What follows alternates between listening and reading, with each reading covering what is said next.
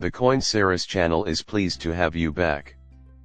Hbar and Hbar will be the topics of discussion today, everyone. Having said that, I hope that every one of you is having a wonderful day or night, wherever you may be. A small update came out not long ago, and it came straight from the OS Summit.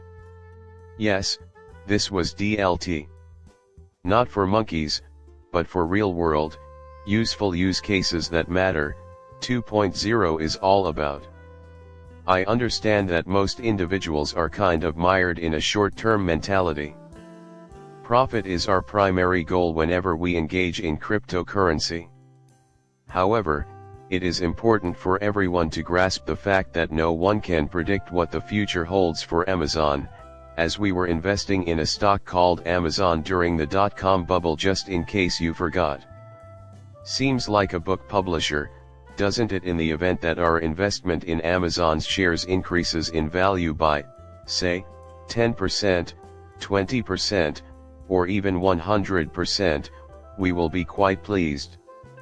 Also, I'm so excited to sell my Amazon shares since, you know, it's going bonkers. This is for sale by me. There was no turning back for me. Bam. Just a few years or maybe even 5-10 down the road, I feel like I owned a piece of that. Now everyone is raving about Amazon. I used to peek at the stock price out of the blue. Furthermore, I am incredulous. Since then, the same stock price has increased by 1000%, 2000%, and 5000%. Maybe someone does. In my opinion, this is the future of crypto. In contrast to the dot-com bubble, which burst almost a decade ago and led to a period of relatively stable values for stocks and cryptocurrencies, I don't think we'll have to wait nearly as long for this one.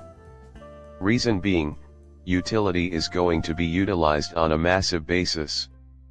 As soon as rules are in place, there will be a dramatic reduction in waste. That is also why I am bringing this up. For the sake of illustration, I'll merely take Hbar as an example of a company in the field that is now receiving a lot of attention. Oh, the price action sucks, they simply state. When I could be clutching Solana or this or that, why would I even grip Hbar? Additionally, we can already make out some subtle changes in the area. In May of 2023, I first published 2 posts about this. Nearly a year has passed since then. As I mentioned before, the fact that these meme currencies have reached 100 million to 1 billion indicates that the bubble is likely to pop. I was not present during the dot-com boom, but I heard that your backyard shed became a firm worth over $1 billion, and then everything went wrong. When you realize that most of these tokens are useless, you'll be ahead of the curve. Thousands of initiatives will fail because of this.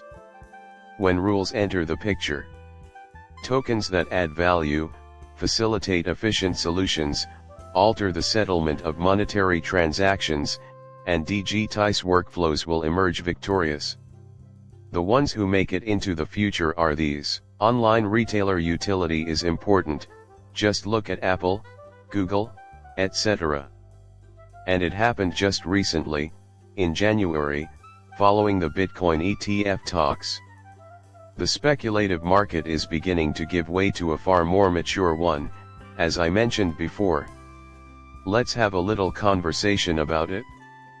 2 points to DLT could be at play here. I see. As I mentioned before, we recently witnessed Jay Clayton talking about Bitcoin spot ETFs. He believed that there was excessive wash trading and illegal Bitcoin use during his previous time at the SEC to warrant an ETF. Even if Elizabeth Warren and Jamie Dimon were stating the exact opposite using right, it seems that Bitcoin is now safe. Not only will the ETFs generate substantial revenue, but they are also notable since they mark the first occasion that established crypto financial institutions are conducting audits of Bitcoin. This goes against the very spirit of Bitcoin and cryptocurrency, but it was certain to happen anyhow.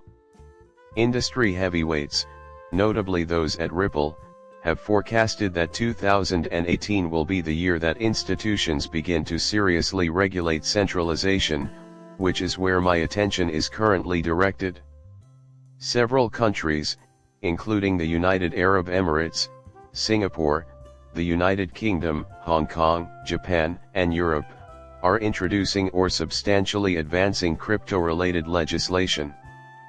Putting all of one's focus on the short-term performance of ETFs and ignoring the important aspects would be a poor choice. Never forget that ETFs are a welcome mat for online retailers. There has been a deluge of institutional and enterprise players entering the space, and we have seen Larry Fink and other traditional leaders practically spotlight tokenization on mainstream media. The giants have already tapped in on various fronts regarding this, as have stellar organizations like Franklin Templeton and Aberdeen. Publications from prestigious institutions, such as Citi, are highlighting the factors that will drive widespread acceptance of cryptocurrency. These people are well informed about the changes that are imminent in the crypto space and expect them to have an impact greater than that of the internet. Plus, it will be the most revolutionary invention ever. Keep in mind that I completely ignored the fact that this will move along at a much faster pace due to the merging of blockchain with AI.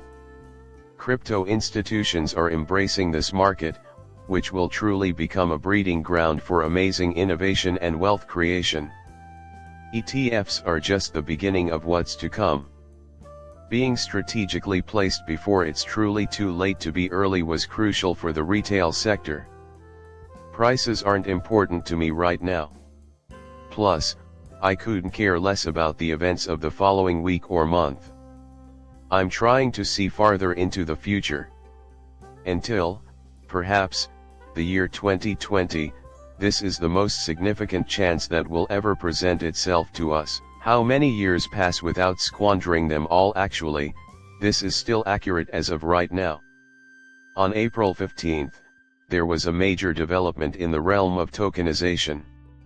On public blockchains, traditional financial institutions are embracing tokenization. Private blockchains are where it is. It is stored on public ledgers.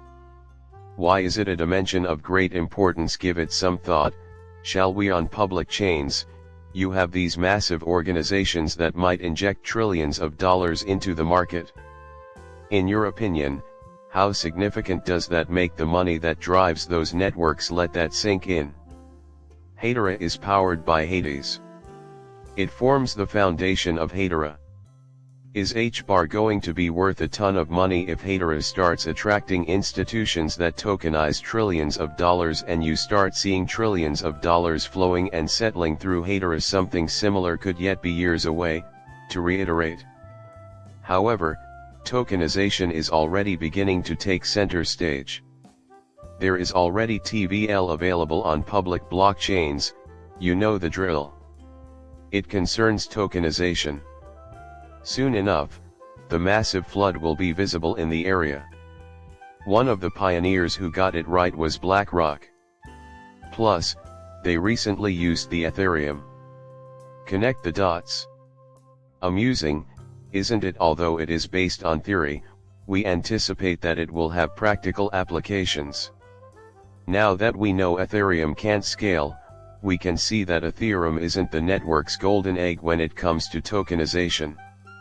Major transactional use cases, or anything of the sort, are not the best fit for Ethereum. This is proven by the fact that a significant portion of Ethereum's dominance has been transferring to other chains, including Terra. In addition to this, though, we are aware that a study from September 2022 estimated that the value of illiquid assets alone will reach 16 trillion by 2030 when tokenization was included. Is tokenizing liquid assets a viable option? Consider tokenization custody, which might be worth $10 trillion by 2030. The total value of tokenization-related services and illiquid asset tokenization is 26 trillion. Just think about the magnitude of tokenization. Keep this from 2021 in mind now. The World Economic Forum has already highlighted the fact that blockchain technology has the potential to shake up $867 trillion industries. This is really insane. And as I mentioned before, this all starts in 2021. For what reason is this amusing? Among the board members are Larry Fink from BlackRock and Christine Lagarde, both of whom were previously opposed to cryptocurrency but are now strongly in favor of it. Lagarde herself has wavered between saying that cryptocurrency is good and negative. I think crypto is great. Isn't it all absurd? However, they were considering these markets.